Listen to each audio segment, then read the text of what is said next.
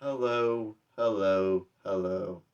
I am author and entrepreneur, the Cerebral Palsy Vigilante, Zachary Fennell.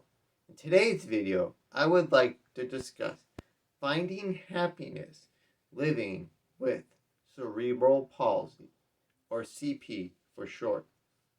Please note, I am no psychologist or any kind of expert on emotions. What I share today are based on my personal experiences living with CP and are my personal opinions. They do not represent any group or organization I am affiliated with. My insights may or may not be right for you. There's only one way to find out, though: getting started. Now, the first step to finding happiness is better understanding what happiness looks like to you. This is something which transcends the cerebral palsy community and the larger disability community, impacting the general population at large. Too often you will see happiness intertwined with a destination. I will be happy when I am in a romantic relationship, get that promotion at work, or become a homeowner. Again, desired feats applicable to anyone. Cerebral palsy just adds an extra layer of challenges. Someone could see your CP and dismiss you as a potential dating partner. You might need to address with an employer concerns you have with a job description and discuss potential reasonable accommodations. Accessibility issues can make the already elaborate task of house hunting much more difficult. Even if you can navigate these CP related challenges and arrive at your desired destination, guess what? You might find the relationship or promotion or whatever drags you down opposed to bringing you happiness. A point Shane Michael Taylor excellently makes in his audiobook, Living This Rodeo.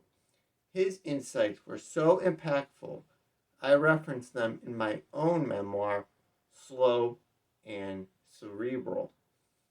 To summarize my takeaway from Taylor, we often idealize the destination. In the process, we overlook negatives, the inevitable fights with the significant other, which happen behind closed doors, stress which comes with the promotion, or extra chores associated with home ownership. Keeping Shane Michael Taylor's insights in mind, rather than associating happiness with such destinations, take a step back and ask yourself, what fulfills you? What gives you purpose? Create a mission statement for you to live your life by. For me, I live to make a positive impact on the life of others. I do that through both my CP vigilante activities and what I call my Clark Kent job at Cuyahoga County Public Library, working as a clerk in circulation. Earlier this year, I had the opportunity to apply for a promotion to become a librarian's assistant in the children's area. Without my mission statement, I may have found the opportunity alluring. The promotion would mean moving up on the organization's hierarchy while bringing in more money. Attributes society often chase pursuing happiness. Thankfully, though, I had my mission statement to cling to. Although working with children can be impactful, helping to foster a passion for reading and learning, the impact would not fulfill me the same way my current position fulfills me. Being there to extinguish the frustrations customers experience with the self-checkouts, or making an intimidating process like applying for a passport a little less intimidating, allows me to immediately feel the positive impact I have on others. Now, developing my mission statement to make a positive impact on the life of others has roots in my cerebral palsy. I lived the first 18 years of my life rather quietly, trying to blend in and be like everyone else, all in an attempt to hide my CP. During high school graduation, I realized in doing so, I failed to give my classmates, some of whom I went to school with since preschool, the opportunity to truly know me. In the process, I found myself feeling isolated. Wanting to break up that isolation for others and encourage them to embrace their differences, I wrote my first memoir, Off Balanced. Off Balanced is a teen memoir detailing my emotional journey from embarrassment over being different and having a disability to embracing my CP as a part of who I am. A big part of embracing your differences is learning to ask for help when you need help. Asking for help alleviates stress and anxiety, two great obstacles to happiness. I'm able to illustrate this point through comparing a story from Off Balance with a more recent story. Both involve a small set of stairs without handrails. The one from Off Balance taking place outside in front of my high school gymnasium on graduation day. I found myself tasked with descending the stairs outside the gymnasium so I could get down to the parking lot and onto the buses which were taking us to our graduation venue. Other classmates were around, but instead of asking for help, I gingerly made my way down on my own, a feat which required me to tense up and concentrate, momentarily taken away from the celebratory day. Meanwhile, I found myself in a similar situation during a recent visit to the Cleveland Museum of Art. I was tasked with descending a set of stairs without rails after exiting the museum. The two friends I was with mindlessly started going down the stairs. Now, had I had fresh legs, I may have given the steps a go on my own.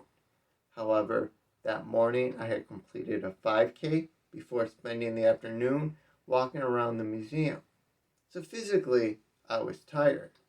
Rather than battling the tiredness and disrupt my fun day out with friends by tensing up to attempt descending the stairs on my own, I spoke up and called out to my friends, "Hey, do you think one of you could give me a hand?"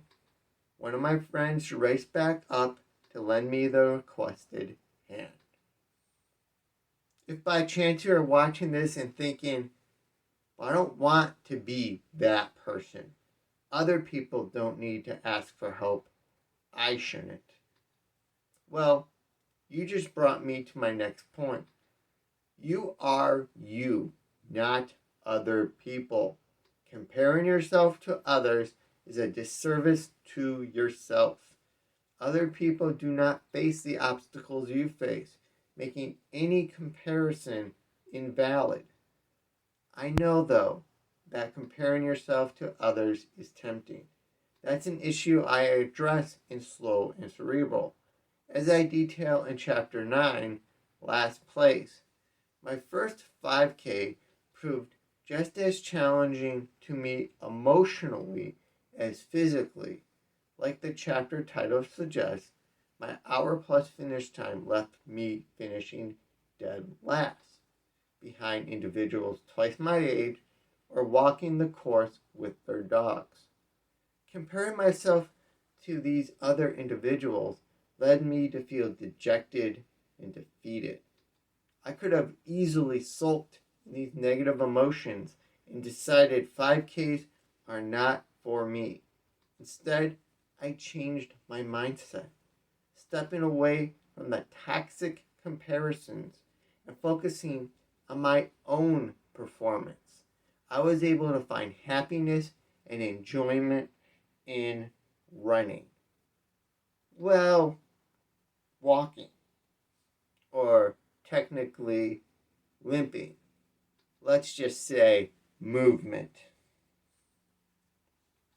This happiness I found because I stopped comparing myself to others.